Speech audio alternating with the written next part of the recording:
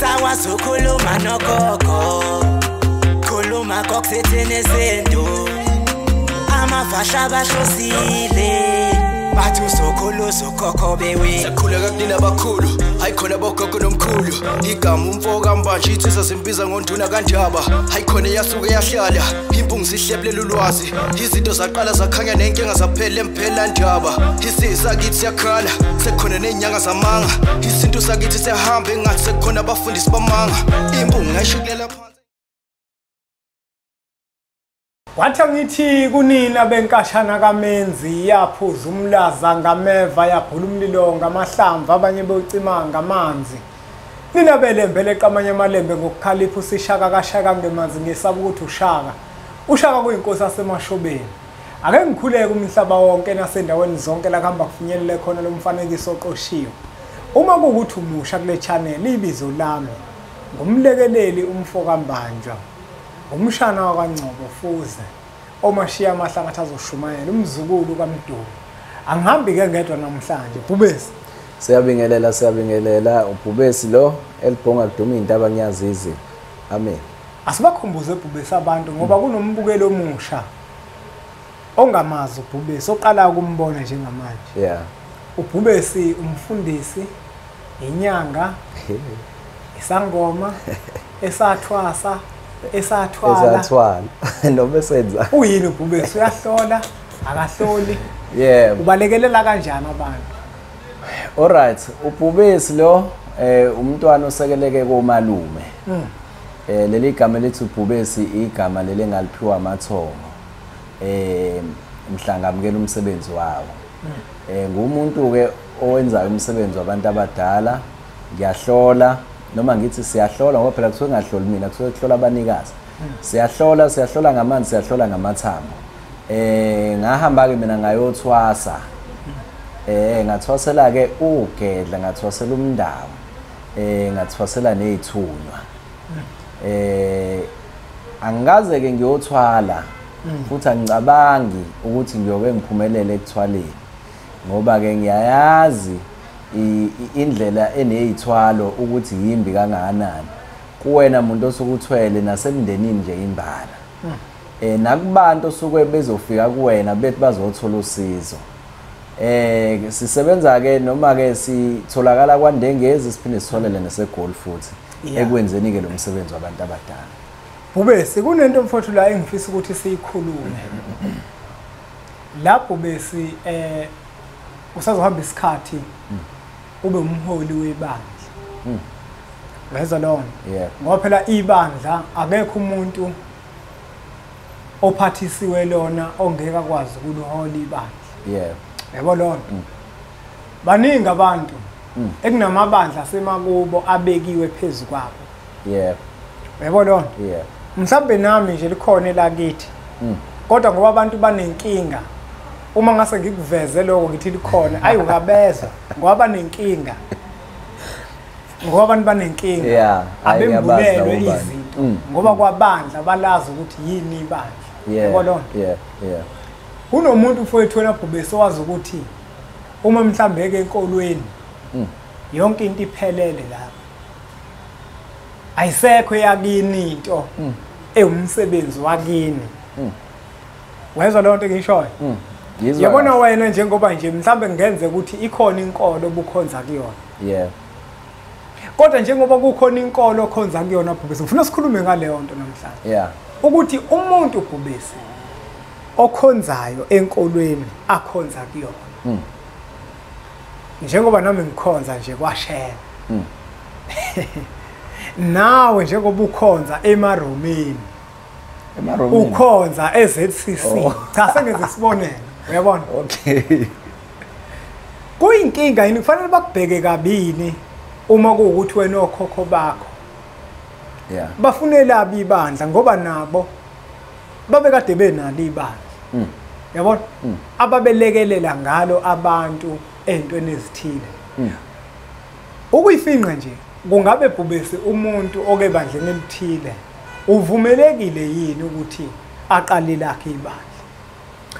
Uvumelekile Khehla ngoba lento yebandla kusuke kuyisiphiwo osukuphiwe sona kusuke ukudluliselwa kwento eseke yabakhona noma kwento eseke yaphathisa umuntu ethize la ekhaya wase ethi umebheka ezikulwaneni wakubona wena ufanelekile ukuthi leso siju ungakwazi ukuthi usiphathe. Lento yebandla iyafana nomsebenzi wabantu abadala. Umsebenzi wabantu abadala ukuthola ukuthi mina ngisebenza ngesikhwama somuntu mhlawumbe waphila 100 years la emhlabeni. Kodwa namanje leso sikhwama sisasebenza. Yini indaba? Siyaqhubeka lesi sikhwama. Siyaqhubeka lesi sikhwama. Siyadlulela generation to generation. Ilegacy yala ekhaya le. Into ebalekile le engafanele ukuthi ilahleke. So uma kuukuthi ukhonza ebandleni elithize kodwa bese idalwa ziyafika zithi zikunika amandla ukuthi nawe awuphathe inkolo.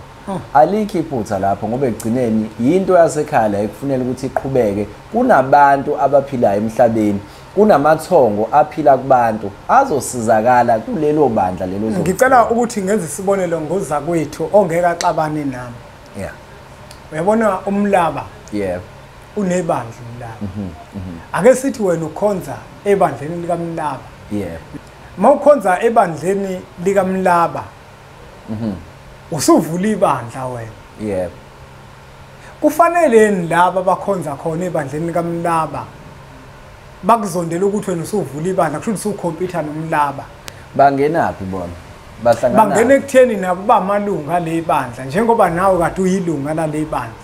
Uma wena usuvulela lakho ibandla kusho ukuthi wena usufuna ukuzenza umlaba manje. Okusho ukuthi umlaba ume nemoto. Uma ngithenga imoto mina sengizenza yena. Cha phela shinda bemoto. Cha nami ngenza isibonelo nje. Uyabo? Ngoba phela ngithi kusuke kuyimoto uzothenga efana neyakhe, uma uzothenga efana neyakhe bazosho njalo. Ngeke izifane, yabona lento enkolo ayisoze yafana. Ayisoze. Kusho ngathiwa sizayo sonke sibhala ukuthi sizayona. Ayisoze yafana. Ingakho neindlela zokugqoka ezayona ukubona ukuthi ziyashintsha. Indlela egqoka kuba khona lokho shintsho. Kungabe umbala owodwa oluhlaza kodwa uthola abantu banebhande libovu. Yabona lehloko esikhuluma ngaso sijulile. Abanye ngiyacabanga ukuthi ufuna ngimbize nobaba uNhlanzi. Ngoba ubaba uNhlanzi ukwashembe. Ngiyacabanga ufuna ngimbize akazositshela. Uyabona lo? Akazositshela naye. Ulanda umuntu wakhona ngqo. Ngoba nakhona eNazaretha bakhona abantu abanalokufa. Kokuthi abantu abadala basemakubo banamabandla ababenayo bafuna ukuwavusa ngabo.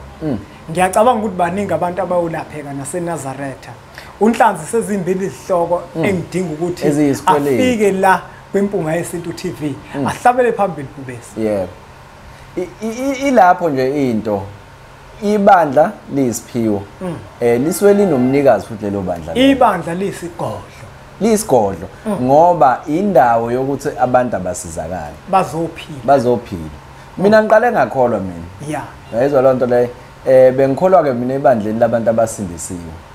Yabo ngimubi ngithandaza ngi-intercede nasengane kwanini le Bhayibhelini nasengane kanini ngiprofeta mina umuntu oqala ebandleni okuprofesa ukuprofetha oyilunga lebandla ngakumuntu oqala ukuprofetha ngashumayeza abantu bangena futhi la insindisweni bangikhipha abantu abadala yabona manje sithi mehlangana nabo bethi wena ndoda wasikhipha lapho asifana kodwa wena manje usulapho ngithi kushuthi kwakuyisikhathi ngoba phela nasizakala nani lapho nisizakele ninani nginakho nani masoyisikhathi futhi niyomhlambe niyophinde nihamba angazi. Okay Bhubesi sengikuzwile mina wethu nombukeli ngiyacabanga ukuthi uyakuzwa ukuthi ukuvula kwakhe ibandla usuke ebandleni likaMlaba isiphiwo leso sakini kufanele ukuthi usifeze abangakuzondi abebandla likaMlaba basakhonza khona abangenazi iziphiwo zamabandla.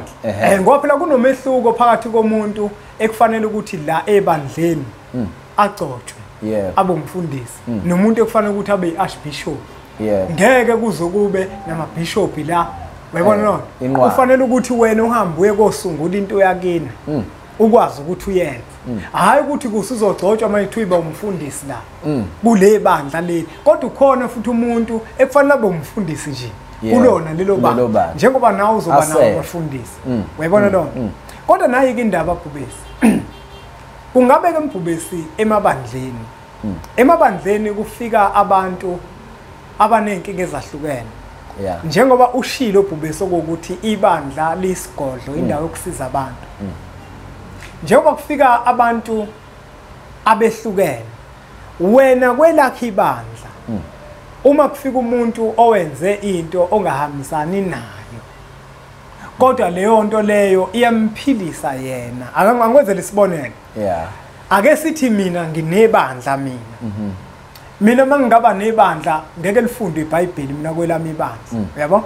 kodwa manje ngeke futhi liphathwe iBhayibheli noJesu futhi ngeke kukhulunywe ngaye kokhulunywa ngoShaka amakhosi uShembe amathongo uyabona lonto ngikwenzela isibonelo kodwa lo muntu lo afike egaxe iRosali elinoJesu kufanele yini mina ukuthi njengoba mina uJesu ngingakholelwa kuyena kodwa yena liyamphilisa kunosiza azolufuna la engathi mangimkhipha lelo sale kuvuka ukugula kuyena kufanele yini ukuthi ngimkhiphise leyo nto ngoba mina ngingakholelwa kuyona okanye ngoba ingekho emthethweni yala ekubeni eze ngokuzofuna usizo engelona ilunga lebandla cha mnewethu akumele ukuthi umkhumulise iRosari ngoba liwukuphila kuyena uyayizwa lona mhlambe kunale ngelo sebambelela kulona leli Rosari ekuyiyona emgadile noma ekuyiyona emkhanyiselayo lento kanje angithi sithi isonto noma ibandla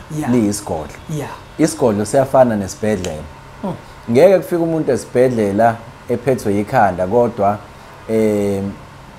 enamaphilisi abadla nsuku zonke eBP bese uthi wena uyamiyekisa amaphilisi eBP ngoba wena umlapha ikhanda cha kodwa wena uzobheka lokho okulaphayo uyayizwa lonto leyo yebo usungafaka nje iso ukuthi okumlaphini kwakhe ikhanda mhlawumbe lamaphilisi ngeke inazashayisana emzimbeni wakhe kodwa ungabe usuthi akawayeke ngoba into ezokwenzeka uzogcina liphela ikhanda bese iBP iqala phansi siyamhluka futhi ukuthi nasezibhedlela naBhubesi banayo lemkhuba yokuthi uma umuntu mhlambe efika efaka into yesintu yabona hayi wrong leyo nto leyo wrong leyo nto amabandla lawa akhumulisa abantu iziphandla ubuhlalo umuntu mefaka ubuhlalo ufanele abukhiphe ngoba yalapha ebandleni noma umuntu umfundisi abakhiphisa aqhamuke nezikera ngeziphanda lehloko semdinga nonhlanzi semdinga nonhlanzi ngoba phela manje yabona Bhubesi wesintu thina sabantu thina bakhuluma izinto ezihlupha kakhulu abantu yabona ngoba emabandleni kunemithetho yakhona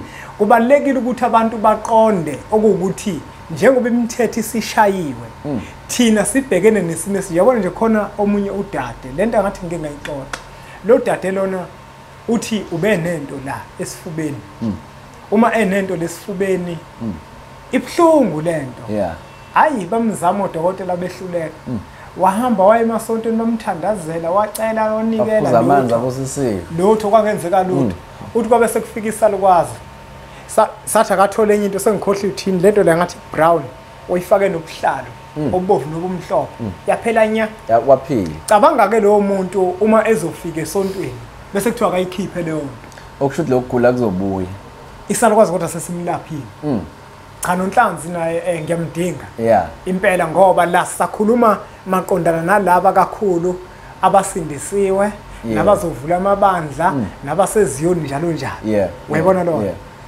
uyakubeka ke Bhubesi ukuthi ubuhlalo neziphandla akufanele ukuthi lo muntu umkhiphise ngoba kukuphila kuyena yebo kukuphila kuyena kuyinto ethize mhlambe yegugu edlozini lakhe yabona khona imsamo mfethu amathonga khona sithanda isiphandla kunjalo ikhona nje imsamo othi musinqamulile kube inkinga kufike nomkhulu athi ngiyasifuna khona umfowethu la enyakatho ngala engangithwasa khona owake esake sahlangana naye ngixoxela istory ukuthi wayizolungisa naye izinto zabantu abadala kwakhona iziphandla ayifakayo uthe mase ehamba ke ekhaya emva kwensukwana wayikhipha le ibandla lezi wafika umkhulu wakhe wathi usikhiphele isiphandla sami ngiyasifuna ngifuna usibuyisele uthi wagcina esibopha ngocingo leso siphandla leso ngoba ethe lo mkhulu ngiyasifuna ngifuna usibuyisele leso siphandla ukuthi usibuyisela kanjani uzobona kodwa ngiyasifuna engenawo kamandla okuthenga imbuzi kabusha wathatha leso siphandla wasibopha ngocingo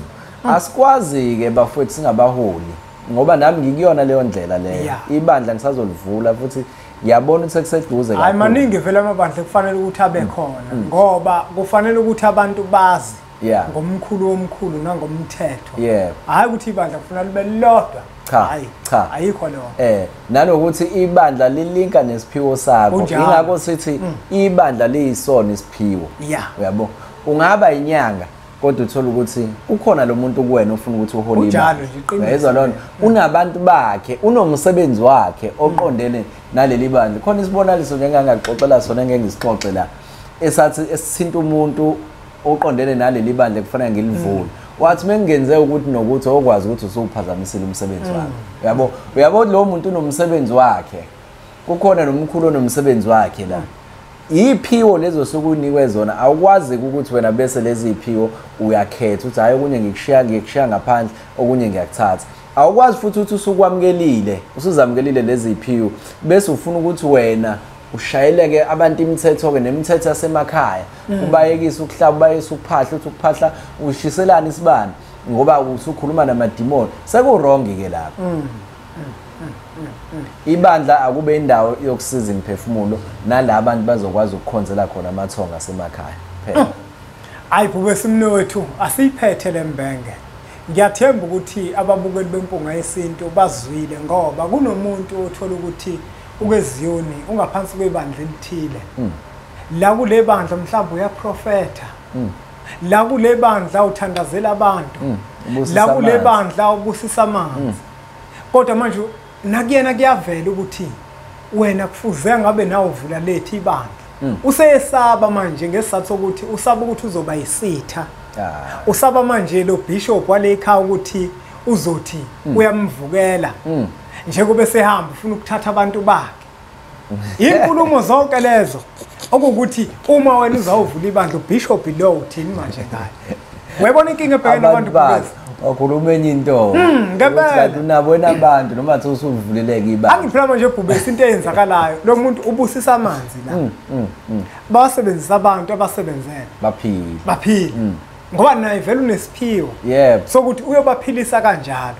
Kodwa la ubelethwe ngenhloso ukuthi azofunda. Azokhula. Yabona lona azokhula. Mhlawumbe uzokhuliswa ngendlela ekufuna abaphathe ngayo abantu. Exactly. Uyabo? Mhlawumbe uzokhuliswa ngendlela ekufanele ayiphathe ngayo yena uma esewumholi webandla. Ukuthwasa lokho okuqondene nalokho noma okuqondene nokhola ibandla. Lento iyafana mnewethu kukhona umunye uthola ukuthi uselivulile ibandla kodwa idala zakhe efuna ukuthi asebenze abe nesigodlo. Awukwazi ke futhi ukuthi manje uzothi sengisaba abazalwane. Uyabo? And isikhathi esiningi labantu abathi sengisaba abazalwane ingoba beso beme phambi kwabazalwane bashumela into errong. Exactly. Washumela into errong. Manje akasazi ukuthi lamagama kusezo uyaphendula kanjani. Wakudonga wathi uma ungaphansi kwebandla awukwazi ukuba nebandla. Bese ambamba lawo manje. Ambambe ke manje ke sekufuna yena ahamba yovula ibandla.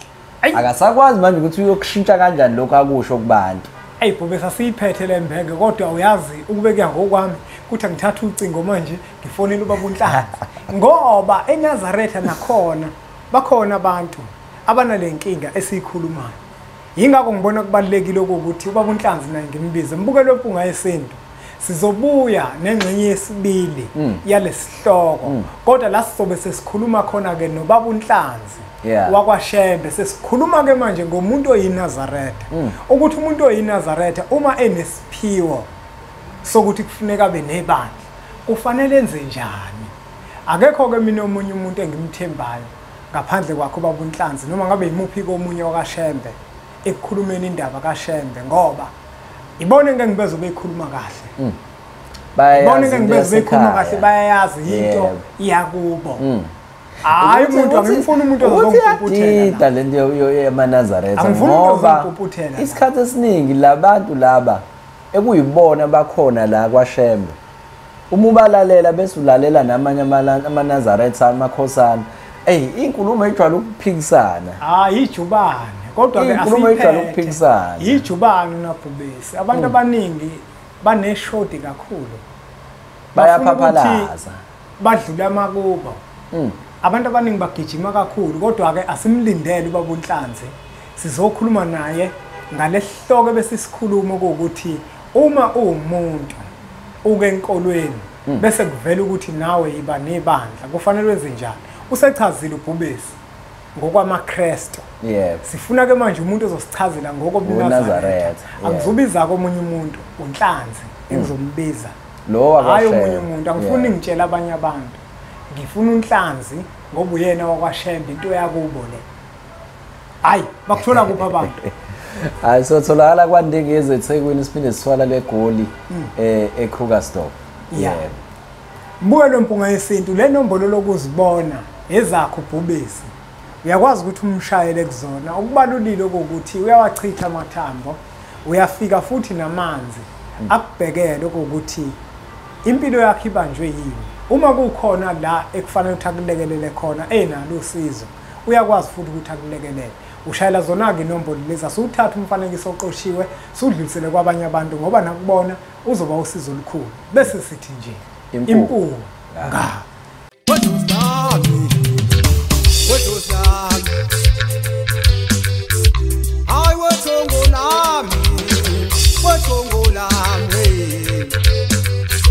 Mina sengife mina